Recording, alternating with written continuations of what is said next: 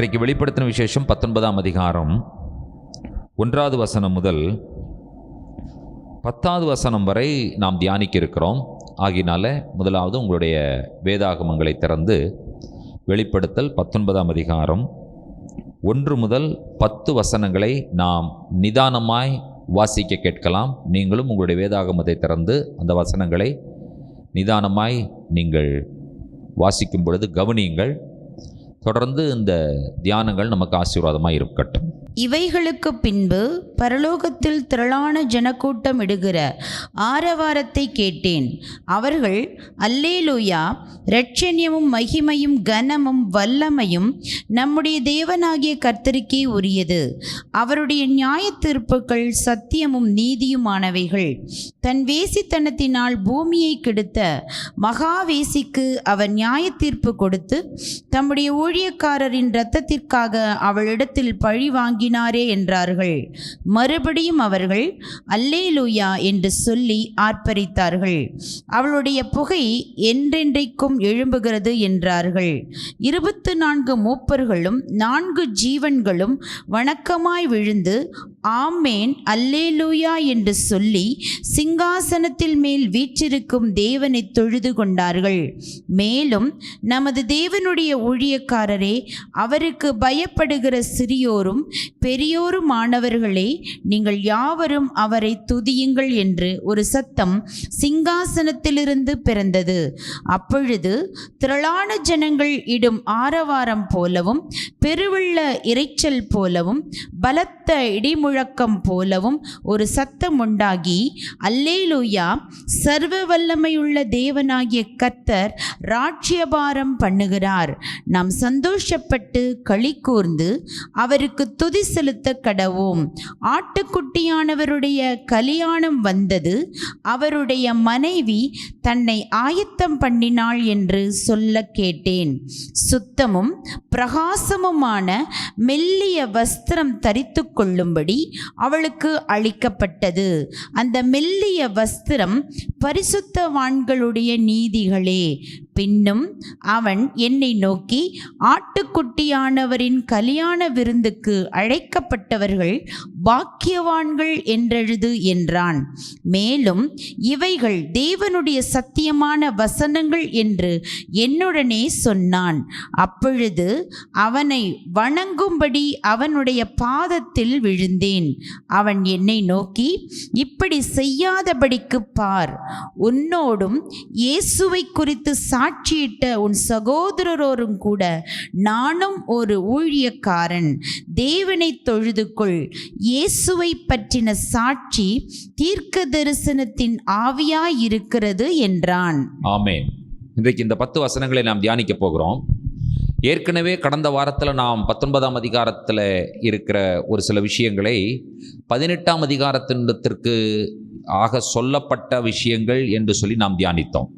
அதாவது அல்லேலுயா என்ற அந்த பதம், அது ஹலல் யாவே, பிரைஸ் த லார்ட். நம்ம கர்த்தருக்கு ஸ்தோத்திரம்னு தமிழில் சொல்கிறோம், இங்கிலீஷில் பிரைஸ் த லார்ட் என்று சொல்கிறோம். அதுக்கு ஹீப்ரூ டேர்ம் தான் ஹalleluya. இப்போது இந்த ஹalleluya அப்படிங்கிற இந்த வார்த்தையை நீங்கள் எடுத்துக்கொண்டீர்கள் என்று சொன்னால், இது எந்த மொழி பேசுகிறவர்களுக்கும் இந்த வார்த்தை ஒரு பொதுவான வார்த்தையாக இருக்கிறது. நீங்கள் அமெரிக்காவில் போனாலும் இங்கிலீஷில் பேசினாலும் ஹalleluyaனா ஹalleluya தான். மலேசியா போய் மலாய் பேசுகிறவர்கள் மத்தியில் நீங்கள் ஒரு அல்லேலியா சொன்னீங்கனாலும் இந்த அல்லேலியா பொருத்தமான வார்த்தை, அவர்கள் அல்லேலியா சொல்லுவார்கள். இயேசு கிறிஸ்து பேர் கூட மாறி இருக்கு மொழிக்கு மொழி, இல்லையா? தமிழில் இயேசு கிறிஸ்து, இங்கிலீஷில் இயேசு கிறிஸ்துன்னு சொன்னால் யாருக்காவது புரியுமா? வெளிநாட்டில் போய் இயேசு கிறிஸ்து அப்படின்னு சொன்னால் யாருக்காவது புரியுமா?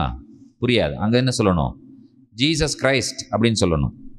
இதே இயேசு கிறிஸ்து அப்படிங்கிறத நீங்கள் ஹிந்தியில் சொன்னால் யாருக்காவது புரியுமா? புரியாது. அவங்களுக்கு என்ன சொல்லணும்? ஈஷு மசி, ஈஷு மசி அப்படின்னு சொல்லி ஈஷு மசின்னு சொல்லணும். அவர்களுக்கு அப்பொழுதுதான் புரியும். கன்னடத்தில் இயேசு கிறிஸ்துன்னு சொன்னால் புரியுமா? என்னன்னு புரியும்? என்னன்னு சொல்லணும்? இயேசு கிறிஸ்தனு அப்படின்னு சொல்லி சொல்லணும். கன்னடத்தில் இயேசு கிறிஸ்தனு அப்படின்னு சொல்லி சொல்லணும். இப்படி அதாவது மொழிக்கு மொழி இயேசு கிறிஸ்து கூட பேர் மாறி இருக்கு. இப்போ கர்நாடகாவில் போய் நம்ம ஒரு சர்ச்சில் அல்லேலூயா சொன்ன சொல்லுவாங்களா? அல்லேலூயா. அமெரிக்காவில் சொன்னால் அல்லேலூயா சொல்லுவாங்களா? சொல்லுவார்கள். எந்த தேசத்தில் போய் எந்த சர்ச்சில் எந்த மொழி தெரிஞ்சிருந்து எந்த மொழி பேசுகிறவங்களா இருந்தாலும் அல்லேலூயாங்கிறது என்னது? ஒரு பொதுவான வார்த்தையாக மாறிவிட்டது. இந்த அல்லேலூயா என்கிறதான இந்த கர்த்தருக்கு செலுத்துகிற துதி நீங்கள் பார்த்தீர்கள் என்று சொன்னால், பாபிலோன் என்கிறதான மகா நகரம், வேசிகளின் நகரம் விழுந்தது, அது முடிவிற்கு வருகிறது என்கிறதான சூழ்நிலையில், முடிவுக்கு வந்துவிட்டது என்பதை கேட்ட மாத்திரத்திலே பரலோகத்திலே ஒரு கூட்டம் ஆண்டவரை துதிக்கிறது, அல்லேலூயா என்று சொல்லுகிறது. இந்த 19ஆம் அதிகாரத்தினுடைய முதல் வசனத்தை நீங்கள் நன்றாய் உன்னிப்பாய் கவனிங்கள். அது ஆரம்பிக்கிற விதத்தை பாருங்கள். இவைகளுக்கு பின்பு என்று சொல்லப்பட்டிருக்கிறது. நீங்கள் என்ன எழுதணும்னு கேட்டீங்கன்னா, 18ஆம் அதிகாரத்தில் சொல்லப்பட்ட காரியங்கள் நடைபெற்றதற்கு பின்பு, 18ஆம் அதிகாரத்தில் என்ன காரியம் நடந்தது என்று கேட்டால், 18ஆம் அதிகாரத்தினுடைய 2வது வசனம் என்ன சொல்லுகிறது? அவன் பலத்த சத்தமிட்டு மகா பாபிலோன் விழுந்தது, அது பேய்களுடைய குடியிருப்பும் சகலவித அசுத்த ஆவிகளுடைய காவல் வீடும் அசுத்தமும் அருவருப்பும் உள்ள சகலவித பறவைகளுடைய கூடுமாயிற்று. மகா நகரம் பாபிலோன் விழுந்தது. அது அந்த விழுந்த அந்த சிட்டி, அந்த பட்டணம் என்னவாக மாறினது என்று சொல்லுகிற விஷயத்தையும் 2வது வசனம் நமக்கு சொல்லுகிறது.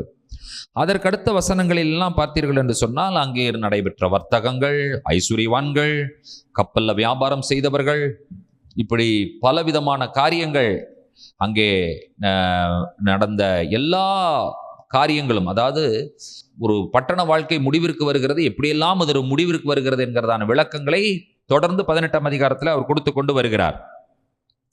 அப்பதான், அதனால தான் 19ஆம் அதிகாரத்தில் எப்படி ஸ்டார்ட் பண்றார்? இவைகளுக்கு பின்பு, மகா பாபிலோன் விழுந்ததற்கு பின்பு என்று ஸ்டார்ட் பண்ணுகிறார். என்ன நடந்ததாம்? பரலோகத்தில் திரளான ஜனக்கூட்டம் இடுகிற ஆரவாரத்தை கேட்டேன். ஒரு பெரிய ஆரவாரம், திரளான ஜனக்கூட்டம் இடுகிற ஆரவாரம். அடுத்தது அந்த வார்த்தையை எப்படி ஆரம்பிக்கிறது பாருங்க. அவர்கள் அப்படின்னு சொல்லிட்டு ஒரு கோலன் வச்சிருக்குது, பார்த்தீங்களா உங்க பைபிள்ல? கோலன்னா என்ன அர்த்தம் சொல்லி கேட்டீங்கன்னு சொன்னா, அதற்கப்புறம் வர்ற விஷயம் ரொம்ப முக்கியமான விஷயம்னு அர்த்தம். அவர்கள் என்ன சொல்ல வருகிறார்கள், அவர்கள் என்ன சொல்லி இருப்பார்கள் என்பதுதான் அடுத்த வார்த்தை ஆரம்பிக்கிறது. திரளான ஜனக்கூட்டம், அவர்கள் பரலோகத்தில் இருக்கிறார்கள், அவர்கள் ஆரவாரம் செய்கிற சத்தத்தை நான் கேட்டேன். அவர்கள் இடும் ஆரவார சத்தம் என்ன என்பதை அவர் விளக்கும் பொழுது, அவர்கள் என்று சொல்லிவிட்டு அவர் ஆரம்பிக்கிறார் பாருங்க. எப்படி ஆரம்பிக்கிறார்? அல்லேலூயா. ஃபர்ஸ்ட் வேர்டே அவர்கள் ஸ்டார்ட் வித் என்னதான்? அல்லேலூயா தான். ஸ்டார்டிங் வேர்டே அல்லேலூயா தான். அவர்களுடைய அந்த ஆரவார சத்தத்தினுடைய ஃபர்ஸ்ட் வேர்டு என்னன்னு சொல்லி கேட்டீங்கன்னு சொன்னா, அல்லேலூயா அப்படின்னு தான் ஆரம்பிச்சிருக்காங்க. எதனால ஆரம்பிச்சாங்க அப்படி? மகா பாபிலோன் விழுந்தது, அதை பார்த்த உடனே என்ன நடந்துச்சுன்னா, அல்லேலூயா அப்படின்னு ஆரம்பிச்சிட்டாங்க. அப்போ அவர்கள் அடுத்தவர்கள் சொல்லுகிற வார்த்தையை இப்ப கேட்டீங்கன்னு சொன்னா, ரட்சண்யமும் மகிமையும் கனமும் வல்லமையும் நம்முடைய தேவனாகிய கர்த்தருக்கே உரியது. இதனுடைய பொருள் என்ன? இவர்கள் இதை சொல்லுவதற்கான காரணம் என்ன கேட்டீங்கன்னா, இந்த ரட்சண்யம், மகிமை, கனம், வல்லமை இதெல்லாம் என்ன நினைத்துக் கொண்டிருந்தார்கள் என்று சொன்னால், இந்த மகா பாபிலோனுக்குரியது என்று சொல்லி மக்கள் நினைத்துக் கொண்டிருந்திருக்கிறார்கள். அதுதான் பயங்கரமா இருந்திருக்கு. பார்த்தா இதுதான்ப்பா க்ளோரி. சிலர்லாம் சொல்லுவாங்க, இந்த சிட்டியை போய் பார்த்தீங்களா, சிட்டி என்ன க்ளோரியஸா இருக்கும்பாங்க. அது எப்படிங்க சிட்டியை போய் க்ளோரியஸா இருக்குன்னு நம்ம சொல்லலாமா? முதல்ல சொல்லலாமா? சொல்லவே கூடாது. அது எப்படி மகிமையா இருக்க முடியும்? மகிமைக்கு சொந்தக்காரர். மகிமை என்கிறதான வார்த்தை யாருக்கு மட்டும்தான் பொருந்தும் என்று சொன்னால், நம்முடைய ஆண்டவராய் இயேசு கிறிஸ்துவுக்கு மட்டுமே மகிமை என்கிறதான வார்த்தை பொருந்தும். அவங்க சொல்லுவாங்க, அந்த பில்டிங் க்ளோரியஸா இருக்கு, இந்த சிட்டி க்ளோரியஸா இருக்கு. No way. இவர்கள் இந்த வார்த்தைகளை சொல்லுவதற்குடைய அந்த உன்னிப்பான அந்த வார்த்தையை நீங்கள் கவனிங்கள். எந்த வார்த்தை உங்களுக்கு உறுத்துகிறது? எந்த வார்த்தை உங்களுக்கு ஒரு நம்பிக்கையை கொடுக்கிறது? எந்த வார்த்தை உங்களுக்கு ஒரு ஆசீர்வாதத்தை கொடுக்கிறதா இருக்கிறது? அவர்கள் அல்லேலூயா, ரட்சண்யமும் மகிமையும் கனமும் வல்லமையும் நம்முடைய தேவனாகிய கர்த்தருக்கே உரியது அப்படிங்கிறதுல எது உங்களுக்கு உடனே ஸ்ட்ரைக் ஆகிறது? கர்த்தருக்கே. அப்ப என்ன சொல்ல வர்றாங்க? இது யாரோ ஒருவருக்கு உரியது என்று சொல்லி நினைத்து கொண்டிருந்த சூழ்நிலையிலே அந்த நினைவுகளை ஒன்றுமில்லாமல் தவிடுபொடியாக்கி அந்த பாபிலோன் விழுந்தபடியினாலே இவர்கள் என்ன சொல்லுகிறார்கள் என்று சொன்னால், அது பாபிலோனுக்கு சொந்தமானதல்ல, அது பாபிலோனுக்குரியது அல்ல, அது பட்டணங்களுக்குரியது அல்ல, கர்த்தருக்கே உரியது என்று சொல்லுகிறார்கள். இதை இன்றைக்கு மக்கள் கர்த்தருக்கு கொடுக்க வேண்டிய மகிமையும் கனத்தையும் மனிதர்களுக்கு கொடுத்து விடுகிறார்கள். வேற எதற்கெல்லாம் கொடுக்கறாங்கன்னு நினைக்கிறீங்க நீங்க? கர்த்தருக்கு கொடுக்க வேண்டிய கனத்தையும் மகிமையும் வேற எதற்கெல்லாம் மக்கள் கொடுக்கிறார்கள்? இன்றைக்கு ஒர்க்கு கொடுக்கறாங்க, எஸ், வேலைக்கு கொடுக்கிறார்கள், படிப்பிற்கு கொடுக்கிறார்கள், அந்தஸ்துக்கு கொடுக்கிறாங்க, பணத்திற்கு கொடுக்கிறார்கள், இப்படி பல விஷயங்களுக்கு கொடுத்து விடுகிறார்கள். இது நடைபெறுகிறது எங்கேன்னு சொல்லி கேட்டீங்கன்னு சொன்னா சிட்டி லைஃப்ல ஹையஸ்ட் எஜுகேஷன் இருக்கிறது, பெரிய வியாபாரம் நடக்கிறது, வர்த்தகங்கள் நடக்கிறது. ஆகினால அவர்களுக்கு அவர் அதுதான் கடவுளாக தெரிகிறார். இன்றைக்கு இது விழுந்த உடனே இவர்கள் சொல்லுகிற வார்த்தை என்னன்னு சொல்லி கேட்டீங்கன்னு சொன்னா, விழுந்ததற்காக கர்த்தருக்கு ஸ்தோத்திரம். எவ்வளவு மகிழ்ச்சியா இருக்குன்னு யோசிச்சு பாருங்க. கர்த்தருக்கு ஸ்தோத்திரம், ஹல்லேலூயா. அடுத்தது அவர்கள் சொல்லுகிற வார்த்தையை கவனிங்கள். ரட்சண்யமும் மகிமையும் கனமும் வல்லமையும் நம்முடைய தேவனாகிய கர்த்தருக்கே உரியது. இதை பிசாசு எடுத்துக்கொண்டு அவன் போலியாக அதை வைத்துக் கொண்டிருந்தான்.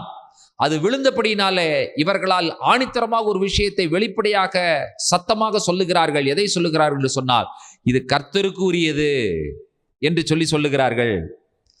அடுத்தது சொல்லப்பட்டிருக்கிறது, அவருடைய நியாய தீர்ப்புகள் சத்தியமும் நீதியுமானவைகள். இதை இவர்கள் சொல்லுகிறதற்கு என்ன காரணம் என்று நினைக்கிறீர்கள்? அதாவது ஒரு வாழ்ந்து கொண்டிருக்கிற மக்கள், வாழ்ந்து கொண்டிருக்கிற வர்த்தகங்கள் நடைபெற்று கொண்டிருக்கிற, எல்லாமே ஸ்மூத்தா போயிட்டு இருக்கிற ஒரு சிட்டி லைஃப் முடிவிற்கு வரும் பொழுது எல்லாராலையும் அல்லேலூயா சொல்ல முடியாது. தேவனுடைய பார்வை யாருக்கு இருக்கிறதோ அவர்கள் மட்டும்தான் அதற்கு அல்லேலூயா சொல்லுவார்கள். இந்த வாழ்க்கை இப்படி முடிவிற்கு வந்து விட்டதே என்று சொல்லி கவலைப்படுகிற மக்கள் இருப்பாங்களா, இருக்க மாட்டாங்களா? சொல்லுங்க. எத்தனை பர்சன்டேஜ் ஆஃப் மக்கள் கவலைப்படுவாங்கன்னு நினைக்கிறீங்க? எத்தனை பர்சன்டேஜ் ஆஃப் மக்கள் சந்தோஷப்பட்டு அல்லேலூயா சொல்லுவாங்கன்னு நினைக்கிறீங்க? அல்லேலூயா சொல்ற கூட்டம் பெருசா இருக்குமா, கவலைப்படுகிற கூட்டம் பெருசா இருக்குமா? கவலைப்படுற கூட்டம் தான் பெருசா இருக்கும். காரணம் என்ன? அவர்களுக்கு தேவ சிந்தனை, தேவ பார்வை இல்லாதபடியினால்தான் அவர்களுக்கு கவலை வருகிறது. கர்த்தருடைய பார்வையும் கர்த்தருடைய சிந்தனையும் இருக்கிற மக்கள் அவர்கள் சொல்லுகிறது என்ன சொல்லுவார்கள் என்று சொன்னால், அல்லேலூயா என்று சொல்லுவார்கள். காரணம் என்ன? வேசித்தனம் முடிவிற்கு வருகிறது என்று சொல்லுகிற ஒரே காரணத்திற்காக அவர்கள் சொல்லுவது அல்லேலூயா. இப்ப இவர்களுடைய நியூஸ் பாருங்க, இவர்கள் சொல்லுகிற செய்தி என்னவென்று பாருங்கள். இப்படிப்பட்ட இந்த நகரம் முடிவிற்கு வந்தது, இதை கர்த்தர் முடிவிற்கு கொண்டு வந்தார், அந்த பட்டணத்தை கர்த்தர் நியாயம் தீர்த்தார். இது கர்த்தருடைய நியாய தீர்ப்பு. யாருடைய நியாய தீர்ப்பு? கர்த்தருடைய நியாய தீர்ப்பு. பாபிலோன் விழுந்தது என்று சொல்லுவது ஒரு நியாய தீர்ப்பு. இந்த நியாய தீர்ப்பை இவர்கள் சொல்லுகிற அறிக்கையை பாருங்கள். இந்த நியாய தீர்ப்பு எப்படிப்பட்டது என்று சொல்லுகிறார்கள். அவருடைய நியாய தீர்ப்புகள் சத்தியமும் நீதியுமானவைகள். அவர் செய்த நியாய தீர்ப்பு என்ன? வேசித்தனத்தை முடிவிற்கு கொண்டு வந்தது, பாபிலோனை முடிவிற்கு கொண்டு வந்தது, பாபிலோனை கீழே விழச் செய்தது, அக்கிரமத்தையும் அநியாயத்தையும் முடிவிற்கு கொண்டு வந்தது. கர்த்தர் என்ன செய்தார் என்று சொன்னால், அக்கிரமத்தையும் அநியாயத்தையும் பாபிலோன் நகரத்தையும் ஆண்டவர் முடிவிற்கு கொண்டு வருகிறார். கர்த்தர் நியாயம் தீர்க்கிறார். கொஞ்சமான மக்கள் அல்லேலூயா என்று சொல்லுகிறார்கள். அதிகமான மக்கள் இது என்ன இப்படி முடிவிற்கு வந்துருச்சு என்று சொல்லி கவலைப்படுகிறார்கள். கர்த்தர் நியாயம் தீர்த்து விட்டாரே, கடவுள் நியாயம் தீர்த்து விட்டாரே என்று சொல்லி கவலைப்படுகிறார்கள். அவர்களுக்கு ஒரு செய்தி சொல்லப்படுகிறது, அவருடைய நியாய தீர்ப்புகள் சத்தியமானவைகள், நீதியானவைகள். இந்த பாபிலோன் நகரம் கீழே விழச் செய்த அந்த நியாய தீர்ப்பு எப்படிப்பட்டதாம்? சத்தியமானது, நீதியானது என்று சொல்லப்பட்டிருக்கிறது.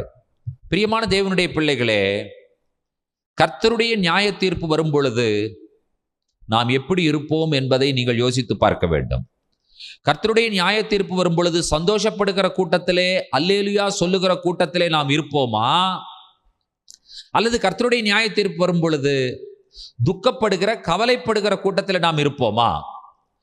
கர்த்தருடைய நியாய தீர்ப்பு வரும் பொழுது நாம் அல்லேலூயா சொல்லுகிற மக்களாய் மட்டுமே இருக்கக்கூடாது. வேற என்ன சொல்லணும்? கர்த்தருடைய நியாய தீர்ப்புகள் சத்தியமானவைகள், நீதியானவைகள் என்பதையும் நாம் சொல்லுகிற மக்களாயும் இருக்க வேண்டும். யாராவது கேட்டாங்கன்னா, என்ன ஆண்டவர் இப்படி பண்ணிட்டாரே, அவர் சத்தியமானவர், அவருடைய நியாய தீர்ப்புகள் நீதியானது என்று சொல்லுகிற மக்களாகவும் நீங்களும் நானும் இருப்போமா? யோசித்து பாருங்கள். இல்லாவிட்டால், ஐயோ இந்த பாபிலோன் கீழே விழுந்ததுன்னு உடனே இப்படி ஆயிடுச்சே அப்படிங்கிற கூட்டத்தில் நம்ம இருப்போமான்னு கேட்டுங்க. பாபிலோன் கீழே விழுந்தது என்று சொன்ன உடனே ஐயோ பாபிலோன் விழுந்துருச்சே அப்படி சொல்லுவோமா? ஹல்லேலூயா அப்படி சொல்லுவோமா? ஆமென். கொஞ்சம் கஷ்டம்தான் இல்லையா? யோசித்து பார்க்கும் பொழுது ரொம்ப கஷ்டமாகத்தான் இருக்கிறது. அவருடைய நியாய தீர்ப்புகள் சத்தியமானவைகள், அவருடைய நியாய தீர்ப்புகள் நீதியானவைகள் என்று சொல்லப்பட்டிருக்கிறதை நீங்கள் இங்கே கவனிக்கிறீர்கள். இப்போ இந்த அல்லேலூயாங்கிற வார்த்தை இருக்குல்ல, புதிய ஏற்பாட்டில் மத்தேயு சுவிசேஷத்திலிருந்து வெளிப்படுத்தின விசேஷத்தை தவிர வேற எங்கேயாவது அல்லேலூயாங்கிற வார்த்தை வருதா? வரவே இல்லை. கவனிச்சிருக்கீங்களா நீங்க? அல்லேலூயா என்றதான இந்த பதம் புதிய ஏற்பாட்டில் வெளிப்படுத்தின விசேஷத்துல மட்டும்தான் வருது. மற்றபடி பழைய ஏற்பாட்டில் தான் அல்லேலூயா என்கிறதான வார்த்தை வருகிறது. பழைய ஏற்பாட்டில் சங்கீதங்களிலே 100வது சங்கீதத்திலிருந்து 150வது சங்கீதம் வரை இருக்கிற பகுதிகளை நீங்கள் படித்து பார்த்தீர்கள் என்று சொன்னால் அல்லேலூயாங்கிற வார்த்தை வரும். எப்பொழுது எந்த சூழ்நிலையில வருகிறது என்பதை நீங்க கண்டுபிடிச்சிருக்கீங்களா? அல்லேலூயாங்கிற வார்த்தை துன்மார்க்கர் வீழ்ந்தார்கள், துன்மார்க்கர் மடங்கடிக்கப்பட்டார்கள் என்று சொல்லுகிற சூழ்நிலையில் எல்லாம் அல்லேலூயா சொல்லப்பட்டிருக்கிறது. 104ஆம் சங்கீதத்தை எடுத்துக்கொள்ளுங்கள், 35வது வசனத்தை வாசியுங்கள். பாவிகள் பூமியிலிருந்து நிர்மூலமாகி, பாவிகள் பூமியிலிருந்து நிர்மூலமாகி, துன்மார்க்கர் இனி இராமற் போவார்கள், துன்மார்க்கர் இனி இராமற் போவார்கள். என் ஆத்துமாவே கர்த்தரை ஸ்தோத்திரி, என் ஆத்துமாவே கர்த்தரை ஸ்தோத்திரி. அல்லேலூயா அல்லேலூயா. இப்போ உங்களுக்கு ஒரு அசைன்மெண்ட். 100வது சங்கீதத்திலிருந்து 150வது சங்கீதம் வரைக்கும் நீங்க படிச்சு பாருங்க. எங்கெங்க எல்லாம் அல்லேலூயா என்று வருகிறது என்பதை நீங்கள் நோட் பண்ணுங்க. மீட்டிங் வந்தா பாஸ்டர் அசைன்மெண்ட் எல்லாம் கொடுக்குறாரு அப்படின்னு சொல்றீங்களா நீங்க? இல்லை, நீங்க படிக்கணும். இல்லை, நான் சொல்லுகிற விஷயங்களை நீங்கள் போய் படிச்சீங்கன்னா தானே உங்களுக்கு வேதாகமம் புரியும். நான் சொல்றதை மட்டும் கேட்டுட்டு போனீங்கன்னா உங்களுக்கு பைபிள் புரியாது. அப்பதான் உங்களுக்கு புரியும். நாம் அல்லேலூயா சொல்லுகிற மக்கள் எப்பொழுதெல்லாம் அல்லேலூயா சொல்லுகிறோம் என்று சொன்னால், தீமைகள் முடிவிற்கு வரும் பொழுதெல்லாம் நாம் அல்லேலூயா சொல்லுகிற மக்கள். கர்த்தர் தீமையை நியாயம் தீர்க்கும் பொழுதெல்லாம் நாம் அல்லேலூயா சொல்லுகிற மக்கள். அந்த சங்கீதம் எவ்வளவு அழகாக இருக்கிறது. திரும்ப வாசிக்கலாம் அந்த சங்கீதத்தை. 104ஆம் சங்கீதம் கடைசி வசனம் என்ன சொல்லுகிறது? பாவிகள் பூமியிலிருந்து நிர்மூலமாகி, பாவிகள் பூமியிலிருந்து நிர்மூலமாகும் பொழுது ஒரு அல்லேலூயா. துன்மார்க்கர் இனி இராமற் போவார்கள், துன்மார்க்கனே இனி இல்லை என்று சொல்லும் பொழுது என் ஆத்துமாவே கர்த்தரை ஸ்தோத்திரி. சங்கீதக்காரன் சொல்லுகிறார், என் ஆத்துமாவே கர்த்தரை ஸ்தோத்திரி. என்ன சொல்லி ஸ்தோத்திரி? அல்லேலூயா. ஆமா, கர்த்தரை ஸ்தோத்திரிக்கிறதுக்கு ஒரே ஒரு வார்த்தை தாங்க எல்லா மொழியிலையும். என்ன வார்த்தை தான்? அல்லேலூயா. அவ்வளவுதான்.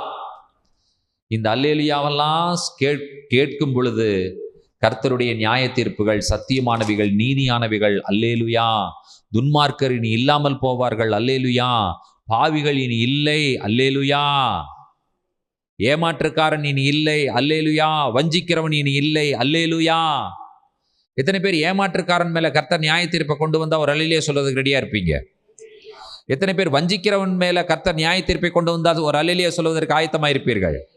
எத்தனை பேர் துன்மார்க்கன் மேல கர்த்தர் ஒரு நியாய தீர்ப்பை கொண்டு வந்தால் அல்லேலுயா சொல்வதற்கு ஆயத்தமாக இருப்பீர்கள்? எத்தனை பேர் இந்த உலகத்திலே மற்ற நபர்களை கெடுத்து தான் வாழ வேண்டும் என்று சொல்லி நினைக்கிற நபர்கள் மேலே கர்த்தர் ஒரு நியாய தீர்ப்பை கொண்டு வரும் பொழுது அல்லேலுயா சொல்வதற்கு ஆயத்தமாக இருப்பீர்கள்? சொல்லணும் அல்லேலுயா, இல்லையா? அவங்கெல்லாம் பார்த்தீங்கன்னு சொன்னா நம்முடைய வாழ்க்கையில எவ்வளவு பெரிய பாதிப்புகளை ஏற்படுத்தினவர்கள்லாம் இருக்கிறாங்க இந்த உலகத்துல. நாம் நன்மை செய்தோம், ஆனால் நமக்கு அவர்கள் தீமை செய்தார்கள். இருக்காங்களா உங்க வாழ்க்கையில? இருக்காங்களா இல்லையா? இருக்காங்க. அந்த தீமை செய்தவர்கள் மேல ஆண்டவர் ஒரு நியாய தீர்ப்பை கொண்டு வருகிறார். அதற்காக அல்லேலூயா. அப்ப யாராவது கேட்டாங்கன்னா, என்னப்பா அவனுக்கு நியாய தீர்ப்பு வந்திருக்குது, நீ இப்படி அல்லேலூயா சொல்லிட்டு இருக்கிற அப்படின்னு சொல்லும் பொழுது நாம் சொல்லணும், என்னுடைய ஆண்டவரின் நியாய தீர்ப்புகள் சத்தியமானவைகள், நீதியானவைகள் என்று சொல்ல தைரியம் உள்ள மக்களாய் நீங்களும் நானும் என்ன செய்ய வேண்டும்? இருக்க வேண்டும்.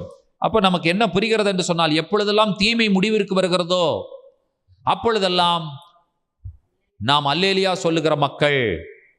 அப்போ இப்போ நமக்கு என்ன புரிகிறது என்று சொல்லி பார்த்தால், அல்லேலூயா சொல்லுகிற கூட்டம் குறைவாகத்தான் இருக்கும், துக்கப்படுகிற கூட்டம் அதிகமாகத்தான் இருக்க போகிறது. நீங்களும் நானும் துக்கப்படுகிற கூட்டத்தில் இருக்க போவதில்லை.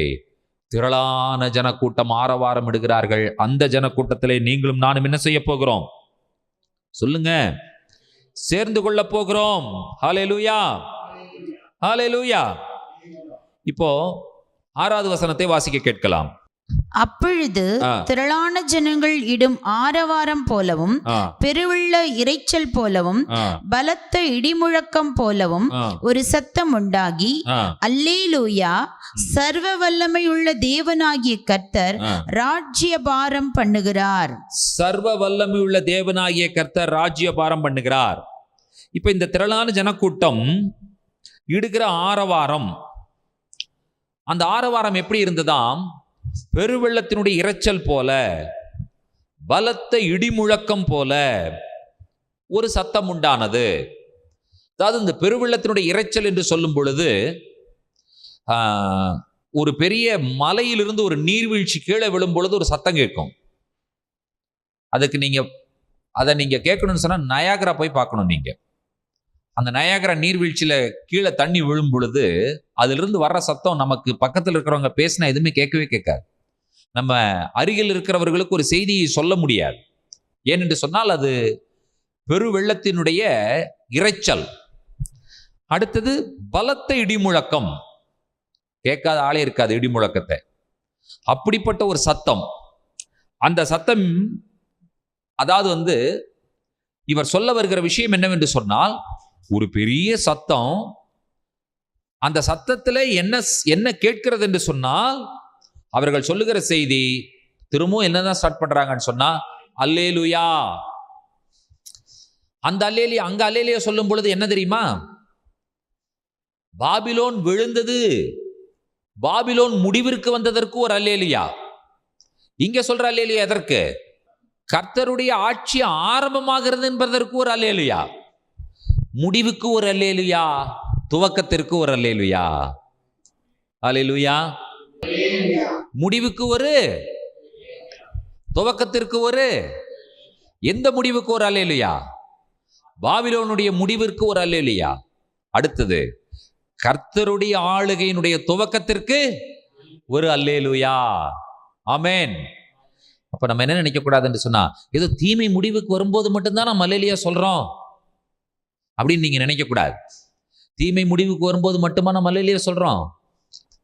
தீமை முடிவிற்கு வரும்பொழுது நாம் அல்லேலூயா சொல்லுகிறோம். அதனுடைய பொருள் என்னவென்று சொன்னால், இன்னும் ஒரு நன்மை ஆரம்பமாகிறது என்பதையும் அது குறிக்கிறதா இருக்கிறது. தீமையினுடைய முடிவிற்கு மட்டும் அல்லேலூயா இல்லை, அந்த அல்லேலூயா நன்மையினுடைய ஆரம்பத்தையும் அதை அடையாளப்படுத்துகிறது. ஒரே அல்லேலூயா தான். அதற்கு 2 அர்த்தங்கள் இருக்கிறது. ஏன்பா அல்லேலியா சொல்ற அப்படின்னு கேட்டீங்கன்னா, எப்பவுமே நீங்க ஒன்றை புரிஞ்சுக்கணும். அல்லேலியா சொல்றதுக்கு 2 காரணம். தீமை முடிவிற்கு வந்தது, நன்மை ஆரம்பிக்கிறது. அந்த அல்லேலியா நடுமையத்தில் நிற்கிறது. கர்த்தரை துதிக்கிற துதி நடுமையத்தில் நிற்கிறது. அல்லேலூயா. சர்வ வல்லமையுள்ள தேவனாகிய கர்த்தர் ராஜ்யபாரம் பண்ணுகிறார், அவர் ஆளுகைக்கு வருகிறார் என்று சொல்லி நாம் பார்க்கிறோம். இப்போ அவர் ஆளுகைக்கு வர்றாருன்னு வச்சுக்கோங்க. அவருடைய ஆட்சி ஆரம்பமாகிறதுனா, அவருடைய ஆட்சி எதிலிருந்து ஆரம்பமாகும்னு நினைக்கிறீங்க நீங்க? அவருடைய ஆட்சியினுடைய ஆரம்பமே எதுதான்? கல்யாணம் தான். கல்யாணத்தில் அவருடைய ஆட்சியினுடைய ஆரம்பமே எதுதான்? திருமணம் தான். அதாங்க வசனம் சொல்லுகிறது. கர்த்தர் ராஜ்யபாரம் பண்ணுகிறார். 7வது வசனம் என்ன சொல்லுகிறது?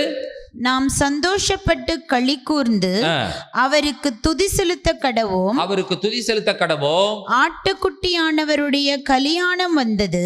ஆட்டுக்குட்டியானவருடைய கல்யாணம் வந்தது. அவருடைய மனைவி தன்னை ஆயத்தம் பண்ணினாள் என்று சொல்ல கேட்டேன். ஆட்டுக்குட்டியானவருடைய கல்யாணம் எப்பொழுது வந்தது சொல்லுங்க? ஆட்டுக்குட்டியானவருடைய கல்யாணம் எப்பொழுது வந்தது? பாபிலோன் முடிவிற்கு வந்தது. ஆட்டுக்குட்டியானுடைய கல்யாணம் வந்தது. ஐயா, நீங்க நினைக்கிற மாதிரி இந்த சொபிஸ்டிகேட்டடான லைஃப் முடிவுக்கு வராம கல்யாணம் ஆரம்பிக்காதுங்க. இதே தான் வேணும்னு நினைச்சீங்கன்னு சொன்னா கல்யாணம் நடக்கவே நடக்காது. எப்பொழுது வேசித்தனம் முடிவிற்கு வருகிறதோ அப்பொழுது கிறிஸ்துவனுடைய திருமணம் ஆரம்பமாகும். பாபிலோன் முடிவிற்கு வராமல் தேவனுடைய ராஜ்யம் ஆரம்பமாகாது. மகாநகரமாகிய வேசித்தனத்தின் ஆவிகள் முடிவிற்கு வராமல் கர்த்தருடைய பரிசுத்தமான அந்த திருமணம் என்கிறதான நிகழ்ச்சி ஆரம்பிக்கவே ஆரம்பிக்காது. இது முடிவிற்கு வர வேண்டும். அப்பொழுதுதான் அது ஆரம்பமாகும். அப்பொழுது நீங்கள் நன்றாய் கவனிப்பீர்கள் என்று சொன்னால், வெளிப்படுத்தல் 18ஆம் அதிகாரத்தில் சொல்லப்பட்ட பாபிலோன் முடிவிற்கு வருகிறது. அதற்கு பிறகுதான் 19ஆம் அதிகாரம், 20ஆம் அதிகாரம், 21ஆம் அதிகாரத்தில் எல்லாம் திருமணம் என்கிறதான காரியம் ஆரம்பமாகிறது. ஆட்டுக்குட்டியானுடைய கல்யாணம் எப்பொழுது ஆரம்பிக்கிறது? வெளிப்படுத்தின விஷயத்தில் நீங்கள் கவனித்தீர்கள் என்று சொன்னார், எப்பொழுது 18ஆம் அதிகாரத்தில் பாபிலோன் முடிவிற்கு வந்ததோ அப்பொழுது அதற்கு பிறகுதான் ஆட்டுக்குட்டியானவருடைய கல்யாணம் ஆரம்பமாகிறது என்பதை நீங்கள் கவனிக்கிறீர்கள். ஹல்லேலூயா, ஹல்லேலூயா. இது எவ்வளவு மகிழ்ச்சி, இது எவ்வளவு சந்தோஷம். அப்பொழுதுதான் ஒரு செய்தி சொல்லப்படுகிறது. என்ன செய்தி சொல்லப்படுகிறது என்று சொன்னால், அவருடைய மனைவி தன்னை ஆயத்தம் பண்ணினாள் என்று சொல்ல கேட்டேன். The bride is getting ready. இவர் ஆட்சிக்கு வருகிறார் என்று சொன்னால், ஆட்சி எதிலிருந்து தான் ஆரம்பிக்கிறது என்று சொன்னால், அவருடைய திருமணத்திலிருந்து தான் ஆட்சி ஆரம்பிக்கிறது. கர்த்தருடைய ஆளுகை நடைபெறுகிறது. கர்த்தர் ஆளுகை செய்ய ஆரம்பிக்கிறார். ஆரம்பமே எதுல தான் ஆரம்பிக்கிறது? வெட்டிங்ல தான் ஆரம்பிக்கிறது. இவர் ஒன்றும் பேச்சுலரா இருந்துட்டு ஆளுகை செய்யறது கிடையாது.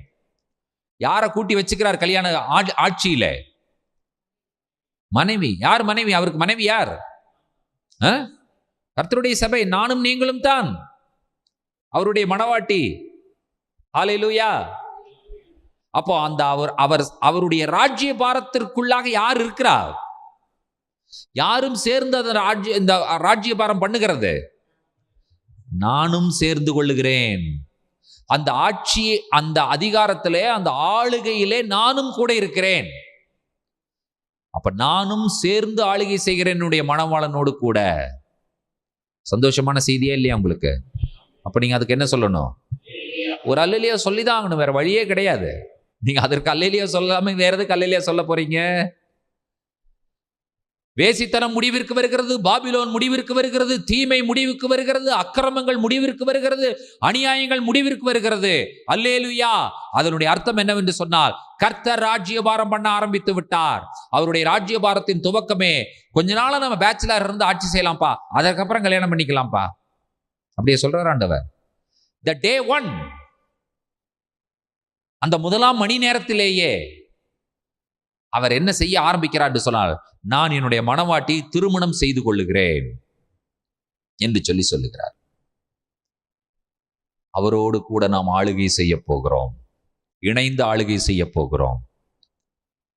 இந்த உலகத்துல நிறைய ஆண்கள் பாத்தீங்கன்னு சொன்னா, கணவன்மார் மனைவிக்கு கொடுக்க வேண்டிய ஸ்தானத்தை கொடுக்கிறது கிடையாது. இன்னும் சிலர் பாத்தீங்கன்னு சொன்னா, மனைவிமார் கணவனுக்கு கொடுக்க வேண்டிய ஸ்தானத்தையும் கொடுக்கிறது கிடையாது. ஒரு சில வீட்டுகளில் அந்த அம்மா பொம்மையா இருக்கும், ஒரு சில வீட்டுகளில் அந்த ஐயா பொம்மையா இருப்பார். என்னெல்லாம் சொல்றாங்களோ தலையாட்டு பொம்மை மாதிரி உட்கார்ந்துருப்பாங்க. சரிம்மா சரிம்மா அப்படின்னு. சில வீடுகளில் பெண்களை பேசவே விட மாட்டாங்க, அடைக்கு உள்ள வச்சிருவாங்க. அவர்கள் வெளியே வரக்கூடாது, எந்த முடிவும் எடுக்கக்கூடாது. ரெண்டு பக்கம் இருக்கா இல்லையா? சொல்லுங்க. ஏதோ ஒரு சில வீடுகளில் தான் ரெண்டு பேரும் கலந்து பேசி முடிவெடுப்பார்கள். ரெண்டு பேரும் கலந்து பேசி முடிவெடுக்கிற வீடுகள் கண்டிப்பா கொஞ்சம் வந்து பார்த்தீங்கன்னா கர்புருன்னு ஏதாவது சத்தம் வரத்தான் செய்யும். வருமா வராதா? வரும். சத்தமே வரக்கூடாது முடிவெடுப்பதில்லை அப்படின்னு சொன்னா யாரோ ஒரு ஆள் தான் முடிவெடுக்கிறாங்கன்னு அர்த்தம். கரெக்டா? பிரியமான தேவனுடைய பிள்ளைகளே, கிறிஸ்து தன்னுடைய மணவாட்டிக்கு கொடுக்க வேண்டிய ஸ்தானத்தையும் கொடுத்து விடுகிறார். அவர் ராஜ்யபாரம் பண்ணுகிறார். அதனால அது அடுத்தது என்ன சொல்லப்படுகிறதுன்னு சொன்னா, அந்த வசனத்தை நீங்க உள்வாங்கி படிச்சீங்கன்னா தான் உங்களுக்கு புரியும். நான் எவ்வளவுதான் சொன்னாலும் என்னால சொல்ல முடிஞ்ச அளவுக்கு தான் சொல்ல முடியும். நான் உள்வாங்கின விஷயத்தை உங்களுக்கு சொல்ல முடிகிறது, அவ்வளவுதான் என்னால சொல்ல முடிகிறது. கர்த்தர் ராஜ்யபாரம் பண்ணுகிறார். சந்தோஷப்பட்டு களிகூறு. எதனால களிகூற வேண்டுமாம்? ஆட்டுக்குட்டியானவருடைய கல்யாணம் வந்தது, அவருடைய மனைவி தன்னை ஆயத்தம் பண்ணினாள் என்று சொல்ல கேட்டேன். அதாவது நம்ம இயேசுவுக்கு கல்யாணம் நடக்கிறது, நாம் தான் அவருடைய மணவாட்டி என்பதிலே என்ன சந்தோஷம்? நமக்கு என்ன சந்தோஷம் சொல்லுங்க? இல்ல, அதுல இருக்கிற மகிழ்ச்சி எதனால மகிழ்ச்சி? ஐயா, ஒரு மகாராஜா இருக்கிறாரு, ஒரு பெண் மகாராஜாவை திருமணம் செய்ய போகிறாள். அவளுக்கு இருக்கிற மகிழ்ச்சி என்ன? ராணி ஆயிருவாங்கிற மகிழ்ச்சி, அவ்வளவுதான். எல்லா ஆண்களைப் போலவும் அவனும் ஒரு ஆண் தான். ஆனால் இவளுக்கு பிரத்யேகமான மகிழ்ச்சிக்கு காரணம் என்னவென்று சொன்னால், நான் இந்த நாட்டினுடைய பட்டத்து ராணியாக மாறிவிடுவேன் என்கிற மகிழ்ச்சி. அதைத்தான் இங்கே சொல்லப்பட்டிருக்கிறது. சந்தோஷப்பட்டு களிகூறுங்கள், களிகூர்ந்து அவருக்கு துதி செலுத்த கடவோம். இந்த துதி, இந்த களிகூறுதல், இந்த மகிழ்ச்சி, நாம் அவருக்கு துதி செலுத்துகிறோம், நாம் மகிழ்ச்சி அடைகிறோம். அதற்கு காரணம் என்னவென்று சொன்னால், அவரை திருமணம் செய்வதனால் நமக்கு என்ன கிடைக்கப் போகிறது என்று சொன்னால், ஆளுகை, அதிகாரம், ராஜ்யபாரம். யாருக்குங்க இந்த உலகத்திலே அதிகாரத்தையும் ஆட்சியும் விரும்பாதவர்கள் யார் இருக்காங்க? சொல்லுங்க பார்க்கலாம். சேர் விரும்பாத ஆள் யாராவது இருக்காங்களா?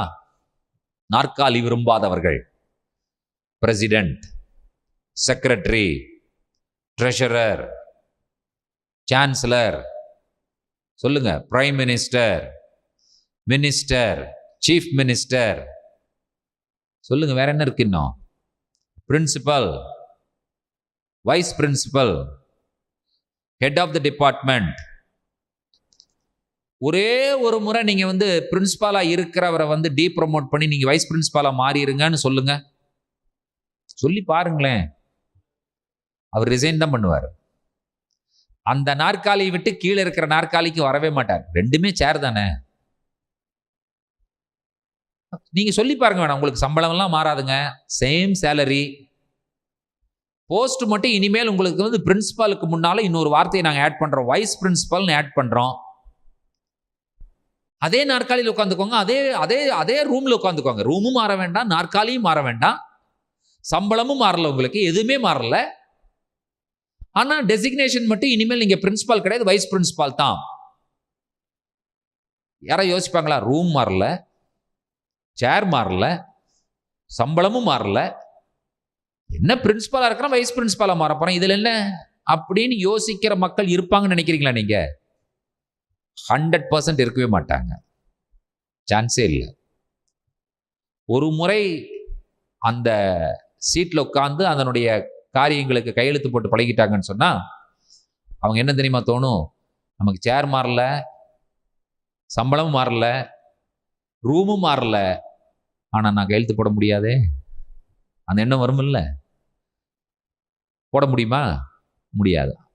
அவர் சொல்லுவார், நீ ரூம் வேணா சின்ன ரூம், இதை விட சின்ன ரூம் கொடு, சேர் வேணா இந்த சேரை பெரிய சேர் எடுத்துட்டு சின்ன சேரை கூட கொண்டு வந்து கொடு, எனக்கு ஏசி ரூம் எல்லாம் எதுவுமே வேண்டாம், ஆனா பிரின்சிபல்னு மட்டும்தான் நான் இருக்கணும் சொல்லுவாங்கல்ல. அதிகாரத்தை விரும்பாதவர்கள் யார்? ஆட்சியை விரும்பாதவர்கள் யார் இந்த உலகத்திலே? மணவாட்டியினுடைய குதூகலத்திற்கும் மணவாட்டியினுடைய மகிழ்ச்சிக்கும் காரணம் என்னவென்று சொன்னால், அண்ட சராசரங்களையும் உருவாக்கின தேவாதி தேவனை, கர்த்தாதி கர்த்தனை, இரட்சகரை நான் திருமணம் செய்ய போகிறேன், அவருடைய ராஜ்ய பாரத்திற்குள்ளாக நான் போக போகிறேன் என்று சொன்னால், நானும் ஆளுகை செய்ய போகிறேன். அவருடைய மனைவி தன்னை ஆயத்தம் பண்ணினாள் என்று சொல்ல கேட்டேன். 8வது வசனத்தை வாசிக்க கேட்கலாம். சுத்தமும் பிரகாசமுமான மெல்லிய வஸ்திரம் தரித்து கொள்ளும்படி அவளுக்கு அளிக்கப்பட்டது. அந்த மெல்லிய வஸ்திரம் பரிசுத்தவான்களுடைய நீதிகளே. சுத்தமும் பிரகாசமுமான மெல்லிய வஸ்திரம் தரித்துக் கொள்ளும்படி அவளுக்கு அளிக்கப்பட்டது. அந்த மெல்லிய வஸ்திரம் பரிசுத்தவான்களுடைய நீதிகளே. வெட்டிங் ட்ரெஸ்ஸுங்க எவ்வளவு விசேஷமானது நமக்கு தெரியும் இல்லையா? அதாவது ஒரு திருமணம் என்று சொல்லி போனால், அந்த திருமணத்தில் மக்கள் உன்னிப்பாய் கவனிக்கிற ஒரு விஷயம் என்னன்னு கேட்டீங்கன்னு சொன்னா, மாப்பிள்ளை என்ன ட்ரெஸ் போட்டிருந்தாரு, பெண்ணுக்கு என்ன ட்ரெஸ் போட்டிருந்தாங்க, என்ன கலர்ல இருந்தது. வீட்டில் எல்லாருக்கும் துணி எடுப்பாங்க, உறவினர்களுக்கு எல்லாருக்கும் துணி எடுப்பார்கள். ஆனால் அந்த பெண்ணிற்கு எடுக்க விலையை விட குறைவாக தான் எடுப்பாங்க. இதோட பெண்ணை விட அதிகமான ஒரு விலைக்கு, அது எவ்வளோ பெரிய அளவு இருந்தாலும் ட்ரெஸ் எடுக்க மாட்டாங்க. மற்றவங்க அவங்க எடுத்து போட்டுக்கிறது அது வேறு விஷயம். நம்ம பெண்ணுக்கு ஒரு 10,000 ரூபாய்க்கு நம்ம ஒரு சேலை எடுக்கிறோன்னு சொன்னால், வீட்டில் இருக்கிறவங்களுக்கு ஒரு 5, 6, 7 இது வரைக்கும் எடுப்பாங்க, 8 வரைக்கும் கூட எடுப்பாங்க. 10க்கு மேலே போகவே மாட்டாங்க, 10 நெருங்க மாட்டாங்க. பொறாம பிடிச்ச ஆளுக்கு என்ன பண்ணுவாங்கன்னு சொன்னால், நீ எடுக்காட்டி என்ன, நானும் 20 ரூபாய்க்கு எடுத்துட்டு பொண்ணை விட நான் அதிகமாக போட்டு வரன்ட்டு வருவாங்க. அதுக்கு நம்ம ஒன்றும் பண்ண முடியாது இல்லையா? சரி, அந்த காசையும் சொந்தமாக எடுத்தாலும் பரவாயில்ல, எங்கேயாவது கடனை வாங்கிட்டு வந்து 20 ரூபாய்க்கு எடுத்து 20,000க்கு எடுத்துட்டு போட்டு வர ஆட்கள் இருக்கா இல்லையா? ஒரு பெண்ணும் மாப்பிள்ளையும் போடுகிற ட்ரெஸ் பிரத்யேகமான ட்ரெஸ். அதற்கு பேர் கல்யாண வஸ்திரம், வெட்டிங் சூட், வெட்டிங் சாரி இல்லையா? அது பார்த்தாலே வித்தியாசமா இருக்கணும்னு சொல்லி நினைப்பார்கள். அந்த மணமகன் அவருடைய தோற்றம், அல்லது மணமகள் அவருடைய தோற்றம். ஆனால் இன்னைக்கு மணமகளுக்கும் மற்ற பொம்பளைகளுக்கும் வித்தியாசமே தெரியாத மாதிரி எல்லாரையும் மேக்கப் போட்டு கூப்பிட்டு வந்துடுறாங்க. ஒரு கல்யாண வீட்டுக்கு போனா அந்த பியூட்டிஷியனை அந்த வீட்டில் இருக்கிற ஒரு 20-30 பொம்பளைங்க புக் பண்ணிக்கிறாங்க. எல்லாரும் மேக்கப் தான் கம்ப்ளீட்டா. அப்புறம் நம்ம போய் தேட வேண்டியிருக்குது, பொண்ணு இதுதானா அப்படின்னு சொல்லி தேடுற அளவுக்கு வந்துருச்சு. அந்த காலத்துல மேக்கப் போடுறதுனா அந்த பொண்ணுக்கு மட்டும்தான் மேக்கப் போடுவாங்க, மற்றவர்கள் அவர்களாக ஏதோ ஒரு சின்ன மேக்கப் போட்டு வந்துடுவாங்க. இதுல ரொம்ப கொடுமையான விஷயம் என்னன்னு கேட்டீங்கன்னு சொன்னா, திருமணம் நடந்துரும். இன்றைக்கு ஒரு விஷயம் எனக்கு புரியவே இல்லை, ரொம்ப சிம்பிளான ட்ரெஸ்ல திருமணம் பண்ணிக்கிறாங்க. ரிசப்ஷனுக்கு தான் அவர்கள் ரொம்ப கிராண்டா நிக்கணும்னு வர்றாங்க. ஐயா, திருமணம் தான் ஏன் கிராண்டா இருக்கணும்? கல்யாண வஸ்திரம் தான் கிராண்டா இருக்கணும். இது பார்த்தீங்கன்னு சொன்னா ரொம்ப சிம்பிளா ஒரு வெள்ளை சேலை ஒரு 200 ரூபா 300 ரூபாய்க்கு ஒரு சேலை வாங்குவாங்க.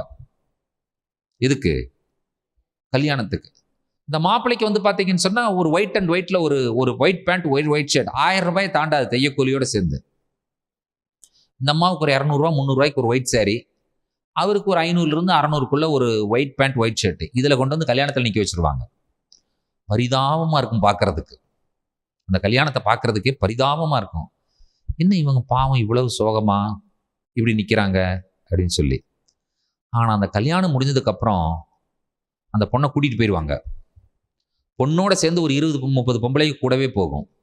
இத்தனை பேர் ஒன்னா மொத்தமா போறாங்கன்னு சொன்னா, அந்த பியூட்டிஷியன் அத்தனை பேருக்கு மேக்கப் போட்டு திரும்ப வரும் பாருங்க 1.5 மணி நேரம் கழிச்சு. இங்க எல்லாம் சும்மாவே நம்ம உட்காந்துருக்கணும். வருவாங்க அங்கிருந்து வேற பாட்டில் வேற பாடிட்டு இருப்பாங்க. என்ன பாடிட்டு இருப்பாங்க? பாட்டு என்ன பாடுவாங்க? மண்ணாங்கட்டி மாப்பிள்ளைக்கு எலும்பு அக்கா பொண்ணு, இதெல்லாம் பாட்டு. இதையெல்லாம் நம்ம உட்காந்து கேட்டு இருக்கணும். கானாவூரில் கல்யாணமாம் அப்படின்னு ஒரு பாட்டு, ஏதோ ஒரு பாட்டை பாடிட்டு உட்காந்துருக்கணும். நம்மளும் பேசாமையே உட்காந்துருக்கணும். அப்புறம் ஒருத்தர் மைக்கில் அனௌன்ஸ் பண்ணுவார், பெண் மாப்பிள்ளை வருவதற்கு கொஞ்சம் தாமதமாகிறது, ஆகினாலும் சாப்பாடு ரெடியா இருக்குது, நீங்க சாப்பிட்டு கூட பொண்ணு மாப்பிள்ளை வாழ்த்தலாம்னு சொல்லி. பாதி பேர் சாப்பிட போனவன் பேக் கேட்ல அப்படியே போயிடுவான். அப்புறம் இங்கே வர்றது, அவங்க வர்றதுக்கு 9 மணி ஆயிடுமே. எல்லாம் ஃபுல் மேக்கப் முடிச்செல்லாம் வரணும். அத்தனை பெண்களுக்கு மேக்கப் போட்டு கூட்டிட்டு வரணும். கல்யாண வஸ்திரம்ங்கிறது நல்ல ஒரு அழகான வஸ்திரத்துல, உயர்ந்த வஸ்திரத்துல உடன்படிக்கை செய்ய போகிற அந்த விஷயத்தை எவ்வளவு மேன்மையான வஸ்திரத்திலிருந்து உடன்படிக்கை பண்ணணுங்கிறது மக்களுக்கு தெரியாம, இவர்கள் வரவேற்புக்கு முக்கியத்துவம் கொடுத்து அதற்கு உண்டான ட்ரெஸ்ஸை வந்து ரொம்ப காஸ்ட்லியா வாங்கி 25,000 30,000 50,000த்துக்கெல்லாம் ட்ரெஸ் வாங்கிட்டு வந்து அந்த ரிசப்ஷனுக்கு நின்று அதற்கு பிறகுதான் அவர்கள் அந்த ரிசப்ஷனை அனுசரிக்கிறார்கள். எனக்கு தனிப்பட்ட விதத்துல உடன்பாடே இல்லவே இல்லை. என்னுடைய திருமணத்துல கூட அவர்கள் அப்படித்தான் சொன்னார்கள். நான் சொன்னேன், இல்ல, நாங்க எந்த வஸ்திரத்துல திருமணத்துல நிற்கிறோமோ அந்த வஸ்திரம் உயர்ந்த வஸ்திரம். அதற்கு பிறகு வஸ்திரம் மாற்ற வேண்டும் என்கிற அவசியம் இல்லை. அதே வஸ்திரத்துல தான் நாங்கள் ரிசப்ஷனுக்கு நின்னுக்குவோம். அதனால வெள்ளைச்சலை கட்டுனாங்க. நான் சொல்லிட்டேன், எனக்கு மனைவியா வரவளுக்கு நான் வெள்ளைச்சலை கட்டி நான் கல்யாணம் பண்ண மாட்டேன். நானும் வெள்ளை பேண்ட் வெள்ளை ஷர்ட் போட்டு கருப்பு கலர்ல பெல்ட் கட்டி ரெட் கலர்ல டை கட்டிட்டு வந்து நானால நிக்க மாட்டேன். நான் வந்து ஃபுல் சூட்ல தான் நிற்பேன் திருமணத்திலேயே. என்னுடைய மனைவியும் நல்ல ஒரு வெட்டிங் சாரி, நல்ல ஒரு பட்டு சாரியில வெட்டிங் சாரியில தான் கொண்டு வந்து நிக்க வைக்கணும். நாங்கள் அப்படிதான் திருமணம் செய்தோம். அதுக்கப்புறம் நாங்கள் மேக்கப்புக்கும் போகல, எதற்குமே போகவே இல்லை. கல்யாணம் முடிஞ்சது. கல்யாணம் செய்யும் பொழுது, திருமணம் செய்யும் பொழுது வந்து பார்த்தீங்கன்னு சொன்னா ஸ்டேஜை பார்த்து ஆப்போசிட்ல நின்னோம். அடுத்த செகண்ட் இப்படி அபவுட் டர்ன் பண்ணி நின்றுக்கிட்டோம். நாங்கள் அவ்வளோதான், ரிசப்ஷன் ஸ்டார்ட் ஆயிடுச்சு. எங்களுடைய ரிசப்ஷனுக்கு வந்து ஒரு 5 நிமிஷம் கூட லேட் ஆகவே இல்லை. கூட்டிட்டு போய் கூல்ட்ரிங்க்ஸ் கொடுக்குறோன்னு சொன்னாங்க. எனக்கு நான் கொஞ்சம் கூல்ட்ரிங்க்ஸ் குடிச்சேன், அவள் கொஞ்சம் கூல்ட்ரிங்க்ஸ் குடிச்சா, முடிஞ்சது, அவ்வளோதான். அதற்கப்புறம் நாங்கள் வந்து அபவுட் டர்ன் பண்ணி நின்று ரிசப்ஷன் ஸ்டார்ட் ஆயிடுச்சு. 2 சேரை கொண்டு வந்து போட்டாங்க. அப்புறம் கேக் வெட்டினாங்க, மக்கள் பாஸ்டர்ஸ் வாழ்த்துனாங்க, ஒரு ஜெபம் பண்ணாங்க. அடுத்த ஒரு 15 நிமிஷத்துல மக்கள் மேலே வர ஆரம்பிச்சிட்டாங்க. எனக்கு ஆரம்பத்திலிருந்து புரியாத விஷயம், ஏன் கல்யாணத்திற்கு உயர்ந்த வஸ்திரங்கள் தரிப்பதில்லை, நல்ல பிரத்யேகமான விசேஷமான வஸ்திரங்களை தரிக்காமல் இவர்கள் இருக்கிறார்கள்? இது எனக்கு புரியவில்லை. ஆட்டுக்குட்டியானவருடைய கல்யாணம் வந்தது. இங்கே சொல்லப்பட்டிருக்கிறது, என்ன சொல்லப்பட்டிருக்கிறது என்று சொல்லி கேட்டீர்கள் என்று சொன்னால், அவளுடைய மனைவி தன்னை ஆயத்தம் பண்ணுகிறாள். கல்யாணத்துக்கா ரிசப்ஷனுக்கா? கல்யாணத்துக்கு. ரிசப்ஷனுக்கு கிடையாது. அவருடைய மனைவி தன்னை ஆயத்தம் பண்ணுகிறாள். அந்த ஆயத்தம் பண்ணுகிற அந்த மனைவிக்கு ஒரு வஸ்திரம் கொடுக்கப்படுகிறது. அந்த வஸ்திரம் எப்படிப்பட்டது? சுத்தமானது, பிரகாசமானது, மெல்லிய வஸ்திரம். அது ஒயிட் கார்மெண்ட். சுத்தமான பிரகாசமான மெல்லிய வஸ்திரம் அவளுக்கு கொடுக்கப்படுகிறது. இப்போ அந்த வஸ்திரத்தை பத்தி சொல்றாங்க பாருங்க. அந்த மெல்லிய வஸ்திரம் பரிசுத்தவான்களுடைய நீதிகளே என்று சொல்லி சொல்லப்பட்டிருக்கிறது. இப்ப நம்ம என்ன யோசிக்கணும் அப்படின்னு கேட்டீங்கன்னு சொன்னா, சுத்தமான பிரகாசமான மெல்லிய வஸ்திரத்தை நான் எந்த துணி கடையில் வாங்கலாம்? பூலோகத்திலே உங்களுடைய மணவாளனை நீங்கள் தெரிந்தெடுத்து அவரை திருமணம் செய்வதற்கு நீங்கள் ஏதாவது ஒரு துணிக்கடையில் நீங்க போய் எவ்வளவு விலை கொடுத்து நீங்க வஸ்திரம் வாங்கிடலாம். நம்முடைய மணவாளனாய் இயேசு கிறிஸ்துவை திருமணம் செய்வதற்கு நீங்கள் எந்த கடையிலுமே வஸ்திரம் வாங்கவே முடியாது. எவ்வளவு பெரிய பணக்காரனாக இருந்தாலும் உங்களால் அந்த வஸ்திரத்தை விலை கொடுத்து வாங்க முடியாது. அந்த வஸ்திரம் என்னன்னு சொல்லி கேட்டீங்கன்னு சொன்னா, நீங்கள் நீதியாய் வாழ்கிற வாழ்க்கை தான் உங்களுடைய வஸ்திரமாக மாறப்போகிறது. இந்த வஸ்திரமாக நீங்கள் வாழ்ந்தால் தான் முடியும். இந்த வஸ்திரத்தை வாங்க முடியாது. இந்த வஸ்திரமாகவே நீங்கள் வாழ வேண்டும். நீங்கள் வாழும் வாழ்க்கையே உங்களுக்கு வஸ்திரமாக மாறப்போகிறது. உங்களுடைய வாழ்க்கை ஓட்டை உடசலோடு கூட, உங்களுடைய வாழ்க்கை கோணலும் மாறுபாடும் உள்ளதுமான, உங்களுடைய வாழ்க்கை சுத்தமில்லாத அலங்கோலமான ஒரு வாழ்க்கை வாழ்ந்தோம் என்று சொன்னால், எப்படிப்பட்ட வஸ்திரத்தோடு தான் வந்து நிற்கணும்? அந்த வஸ்திரத்தோடு தான் வந்து நிற்கணும். அந்த வஸ்திரம் கல்யாண வஸ்திரமாக மாறுமா? அந்த வஸ்திரம் போட்டுட்டு கல்யாணம் பண்றதுக்கு எந்த மாப்பிளையும் சம்மதிக்க மாட்டாப்புல. மாப்பிள்ளை எந்த வஸ்திரத்தை சம்மதிப்பார்? சுத்தமான பிரகாசமான மெல்லிய வஸ்திரம் இருக்கா? நீங்க கொஞ்சம் யோசிச்சு பாருங்க. உங்களுடைய கற்பனையில ஒரு மணப்பெண் வருகிறாள், அவளுடைய வஸ்திரம் முழுவதும் கிழிந்திருக்கிறது. ஒரு மணப்பெண் வருகிறாள், அவளுடைய வஸ்திரம் முழுவதும் அழுக்காய் இருக்கிறது. ஒரு மணப்பெண் வருகிறாள், அந்த வஸ்திரம் முழுவதும் அலங்கோலமாய் இருக்கிறது. கிழிந்த அசுத்தமான அலங்கோலமான வஸ்திரத்திலே வந்து நிற்கும் ஒரு மணப்பெண்ணை எந்த மணமகன் திருமணம் செய்வதற்கு ஒத்துக்கொள்வான்? யோசிச்சு பாருங்க. நீங்க இப்படி ஒரு விஷயத்தை கற்பனை பண்ணுங்கள். ஒரு பெண்ணை கல்யாணத்துக்கு கூட்டிட்டு வர்றாங்க. சபையார் எழுந்து நிற்கவும், ஏதேனில் ஆதிமனம் பாடும் பொழுது மணப்பெண்ணை அழைத்து கொண்டு வருவார்கள். உடனே கொயர் போட்டுட்டாங்க, கீபோர்டு போட்டாச்சு, கொயர் எழுந்து நின்னாச்சு, மாப்பிள்ளை எழுந்து நிற்கிறார், சபையார் எழுந்து நிற்கிறார்கள், பாடல் பாடுறாங்க. ஏதேனில் ஆதிமனம் உண்டான நாளிலே. அந்த பொண்ணு அப்படியே மெதுவா நடந்து வருது. நைட்டி போட்டிருக்கு, நைட்டி ஃபுல்லா சாம்பார் சிந்தி இருக்கு. முன்னால அந்த அடுப்பங்கரையில போட அந்த ஆப்ரனை வேற கழுத்துல போட்டுட்டு வருது. நைட்டியோடு இப்படி வருது. பாட்டு என்ன பாட்டு?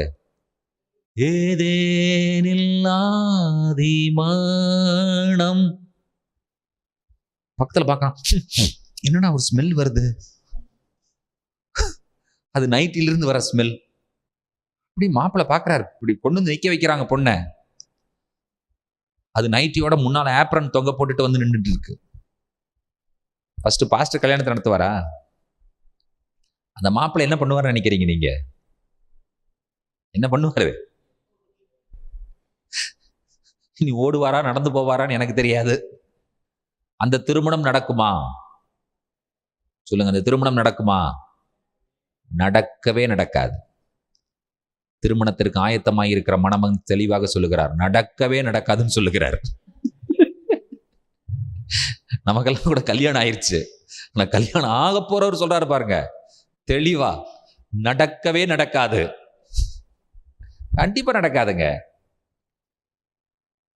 நாம் வாழும் வாழ்க்கையே நமக்கு வஸ்திரமாக மாறப்போகிறது என்கிறதை நீங்கள் புரிந்து கொள்வீர்கள் என்று சொன்னால், நீங்கள் எப்படிப்பட்ட வாழ்க்கை வாழ்ந்தால் உங்களுக்கு திருமணம் நடக்கும் என்பதை யோசித்து பாருங்கள். நீதியுள்ள வாழ்க்கை வாழ்கிறவர்களால் மட்டுமே நீதியின் வஸ்திரம் தரித்து அந்த கல்யாணத்தில் நிற்க முடியும் மணவாளனோடு கூட. உங்களுடைய வாழ்க்கை எப்படி இருக்கிறது இந்த மாலை வேளையில கொஞ்சம் சிந்தித்து பாருங்கள், யோசித்து பாருங்கள். நான் எப்படிப்பட்ட வாழ்க்கை வாழ்ந்து கொண்டிருக்கிறேன்? அலங்கோலமான, அவலட்சணமான, கேவலமான, அழுக்கான, துன்மார்க்கமான வாழ்க்கை வாழ்வேன் என்று சொன்னால் எனக்கு கிடைக்கக்கூடிய வஸ்திரம் அழுக்கான, அவலட்சணமான, துன்மார்க்கமான, கேவலமான, அலங்கோலமான வஸ்திரத்தோடு தான் நான் இந்த கல்யாணத்திற்கு வர வேண்டும். அதை மணமகன் பார்த்தார் என்று சொன்னால் என்னை உள்ளே அனுமதிக்க மாட்டார்கள். கல்யாண வீட்டிற்குள் எனக்கு அனுமதி கிடைக்காது, எனக்கு திருமணமும் நடக்காது. ஆட்டுக்குட்டியானுடைய கல்யாணம் வந்தது. அவருடைய மனைவி தன்னை ஆயத்தம் பண்ணினாள் என்று சொல்ல கேட்டேன். அவளுக்கு என்ன கொடுக்கப்பட்டதாம்? சுத்தமும் பிரகாசமுமான மெல்லிய வஸ்திரம் அவளுக்கு அளிக்கப்பட்டது. மேக்கப் போட்டுக்கோ, ட்ரெஸ் போட்டுக்கோ, கல்யாணத்துக்கு ரெடியாகு. அந்த ட்ரெஸ்ஸை யாரும் பர்ச்சேஸ் பண்ணவே கிடையாதுங்க. அவளுடைய வாழ்க்கையே அவளுக்கு ட்ரெஸ்ஸாக கொடுக்கப்பட்டது என்பதை நீங்கள் எத்தனை பேர் உணர்ந்து கொள்ளுகிறீர்கள் இந்த மாலை வேளையில? கொஞ்சம் யோசிச்சு பாருங்க உங்களுடைய வாழ்க்கையை. என்னுடைய வாழ்க்கையை நான் யோசித்து பார்க்கட்டும், உங்களுடைய வாழ்க்கையை நீங்கள் யோசித்து பாருங்கள். கல்யாணம் நடக்குமா அப்படிங்கிற கேள்விக்கு என்ன பதில்? கல்யாணம் நடக்குமா? கொஞ்சம் யோசிச்சு பார்க்கலாம் இல்லையா? கொஞ்சம் யோசிக்க வேண்டியிருக்கு, கல்யாணம் நடக்குமா இல்லையா அப்படின்னு சொல்லி. கல்யாணம் நடக்கணும்னா அதற்கு ஒரே ஒரு தகுதி மட்டும்தாங்க, கல்யாண வஸ்திரம் தான் இருக்கணும். வேற ஒண்ணுமே வேண்டியதில்லை, வேற எதுவும் தேவையில்லை. Do you have a wedding garment? பார்க்கணும். இல்லை, இருக்கு, எனக்கு ஒரு வஸ்திரம் இருக்கு சார். இது கல்யாண வஸ்திரம் இல்லைங்க. இந்த வஸ்திரத்துக்கு பேர் கல்யாண வஸ்திரம் இல்லை. கல்யாண வஸ்திரத்திற்கு ஒரு பேர் இருக்கு. என்ன அதற்கு பேர்? நீதி. நீதி. வெட்டிங் ட்ரெஸ்ஸுக்கு பேர் என்னங்க? நீதி. கடையில போர்டு போட்டிருக்கிறான், முகூர்த்த பட்டு புடவைகள். உள்ள போனதுமே நம்ம மூஞ்சி பார்த்தாலே கண்டுபிடிச்சிருவான், கல்யாணத்துக்கு ட்ரெஸ் எடுக்க வந்திருக்காங்கன்னு சொல்லி. வாங்கம்மா வாங்க, கல்யாண சிலையில மேலே இருக்க கூட்டிட்டு போவான். அதற்கு அழகா லைட் வேற போட்டு வச்சிருப்பான். அடுத்தது அவன் சொல்லுவான், சார் இந்த எல்லோ லைட்ல மட்டும் இல்லைங்க சார், ஒயிட் லைட்லையும் காமிக்கிறவங்களுக்கு பாருங்க இந்த ட்ரெஸ் எப்படி இருக்குன்னு பாருங்க அப்படின்னு ஒயிட் லைட்டு கூட்டிட்டு போவான். அதற்கப்புறம் நம்மால் கொஞ்சம் விவரமா இருக்கிற ஆள்னு சொல்லுவான், white light okay sir, yellow லைட்டும் ஓகே, எல்லாம் வெளியே கொண்டு வந்து காமிட்டுருவான். சேலை தூக்கிட்டு வெளியே வந்துருவோம், ஓடுவாங்க. சும்மா சாதாரணமா பார்க்கும்போது எப்படி இருக்கு, சன்லைட்ல எப்படி இருக்குன்னு பார்க்கணும் நாங்க. ஆனா பிரச்சனை என்னன்னு கேட்டீங்கன்னு சொன்னா, 2 மணி நேரம் நீங்க எல்லோ லைட்ல இருந்துட்டு சன்லைட்டுக்கு வந்தீங்கன்னா எதுவும் தெரியாது. நீங்க ஃப்ரெஷ்ஷா சன்லைட்ல உள்ளே போகக்கூடாது. சன்லைட்டுக்கு ஃபர்ஸ்ட் கொண்டு வந்ததுக்கு அப்புறம் தான் உள்ளே போகணும். கரெக்டா? கடையிலேயே நீங்க போனீங்கன்னு சொன்னா கல்யாணத்துக்குன்னு சூட்டுக்குன்னு தனி கம்பெனியே இருக்கு. ரேமன் அப்படின்னு என்ன அர்த்தம்? கல்யாணத்துக்கு போய் துணி எடுக்கணும். அங்க பிராண்டிங் பண்ணிட்டான்ல, பண்ணானா பண்ணலையா? காஞ்சிபுரம் பட்டு பிராண்டிங் ஆயிடுச்சு, அது கல்யாண பட்டு. இந்த ஆட்டுக்குட்டியானவரோடு நடைபெறுகிற இந்த திருமணம், ஒரு வஸ்திரம் இருக்கிறது என்று சொன்னால் அதற்கு பேர் என்னது? நீதி என்று சொல்லப்பட்டிருக்கிறது. பிரியமான தேவனுடைய பிள்ளைகளே, இந்த நீதியை பற்றி, இந்த கல்யாணத்தை பற்றி சொல்லும் பொழுது, ஆட்டுக்குட்டியானவருடைய கல்யாணத்து விருந்திற்கு அழைக்கப்பட்டவர்கள் பாக்கியவான்கள் என்று சொல்லப்பட்டிருக்கிறது. நாம் இதோடு இன்றைய செய்தியை நான் முடிக்கிறேன். 9, 10 வசனங்கள் சொல்லுவதற்கு சமயம் இல்லை. இந்த விஷயத்தை நாம் மனதில் வைத்து இந்த வாரம் முழுதும் தியானிக்கலாம். அல்லேலூயா. பாபிலோன் முடிவிற்கு வந்தது. ஒரு எண்டு. இன்னொரு எண்டு என்ன? கர்த்தர் ராஜ்யபாரம் பண்ணுகிறார். To start with marriage. சந்தோஷப்பட்டு களி கூறுங்கள். அவருடைய மனைவி தன்னை ஆயத்தம் பண்ணினாள் என்று சொல்ல கேட்டேன். ரெடி ஆயிட்டு இருக்கா? அவளுக்கு ட்ரெஸ் கொடுக்கப்பட்டது. அது என்ன ட்ரெஸ்? நீதியின் வஸ்திரமே. அவரவர்களுடைய வாழ்க்கையை அவரவர்களுக்கு வஸ்திரமாக கொடுக்கப்படும் என்று சொல்லி உணர்த்தப்படும் பொழுது, நான் எப்படிப்பட்ட வாழ்க்கை வாழ்ந்தால் எனக்கு திருமணம் நடக்கும் என்கிற விஷயத்தை நீங்கள் மனதில் கேட்டு பாருங்கள். ஒரு கேள்வி கேட்கணும், எனக்கும் கல்யாணம் நடக்குமா? இனியும் ஒரு வாய்ப்பு இருக்கிறது. இதுவரை வாழ்ந்த வாழ்க்கை எப்படி இருந்தாலும் பரவாயில்லை, அதை அழித்துவிட்டு ஒரு புது வாழ்க்கை வாழ்வதற்கு உங்களை ஒப்புக் கொடுங்கள். அந்த வாழ்க்கை கர்த்தருக்குள்ளான ஒரு வாழ்க்கையாக இருக்கட்டும், சத்தியமான வாழ்க்கையாக இருக்கட்டும், நீதியான வாழ்க்கையாக இருக்கட்டும், நீதிக்காக வாழ்கிற வாழ்க்கையாக இருக்கட்டும், உண்மையான ஒரு வாழ்க்கையாக இருக்கட்டும், தேவனுக்கேற்ற பரிசுத்தமான ஒரு வாழ்க்கையாக இருக்கட்டும், தேவனுடைய வார்த்தையின்படி வாழக்கூடிய வாழ்க்கையாக இருக்கட்டும். அந்த வாழ்க்கை வாழும் பொழுது கொஞ்சம் கொஞ்சமாக இது மறையும் என்று சொன்னால், அழுக்குகள், ஓட்டை உடசல்கள், அவலட்சணங்கள், அலங்கோலங்கள் எல்லாம் மறைந்து நம்முடைய வஸ்திரம் நீதியாக மாறும்.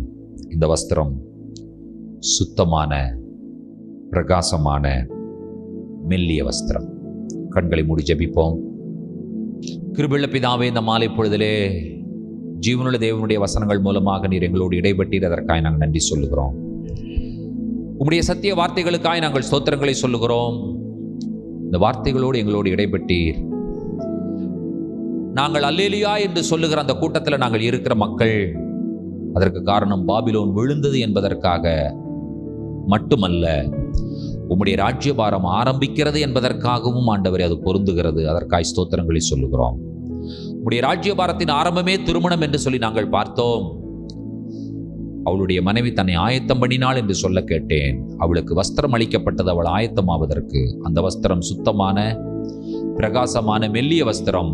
அந்த வஸ்திரத்தினுடைய பெயர் நீதி. ஆண்டவரே, எங்களுடைய வாழ்க்கையை நாங்கள் ஆராய்ந்து பார்க்கிறோம். நீதியுள்ள வாழ்க்கை வாழ கர்த்தர் எங்களுக்கு உதவி செய்வீராக. வசனம் கேட்ட ஒவ்வொரு தேவனுடைய பிள்ளைகளையும் கர்த்தர் ஆட்டுக்குட்டியானவருடைய கல்யாணத்திற்கு ஆயத்தப்படுத்துவீராக. ராஜா, என்னையும் தகுதிப்படுத்துவீராக. வஸ்திரம் இல்லாமல் கல்யாண வீட்டிற்குள் பிரவேசிக்கவே முடியாது. நீர் எங்களை தகுதிப்படுத்துவதற்கும் ஆயத்தப்படுத்துவதற்கும் உடைய ரத்தத்தை கிரயமாக சிந்தி எங்களை மீட்டிருக்கிறீர். அதற்காய் ஸ்தோத்திரங்களை சொல்லுகிறோம். தேவனுடைய பிள்ளைகள் மேலே தேவனுடைய ஆசீர்வாதம் இருக்கட்டும். துதியும் கனமும் உமக்கே எடுக்கிறோம். இயேசு கிறிஸ்துவின் வல்லமுள்ள நாமத்தில் பிதாவே, ஆமென். நம்முடைய கர்த்தராகிய இயேசு கிறிஸ்துவின் கிருபையும், பிதாவாகிய தேவனுடைய அன்பும், பரிசுத்த தேவாவியானவருடைய அந்யுன்ய ஐக்கியமும் சிநேகமும் நம்ம நேரோடும் கூட கர்த்தருடைய வருகை பரியந்தம் நீடித்து நிலைத்திருப்பதாக.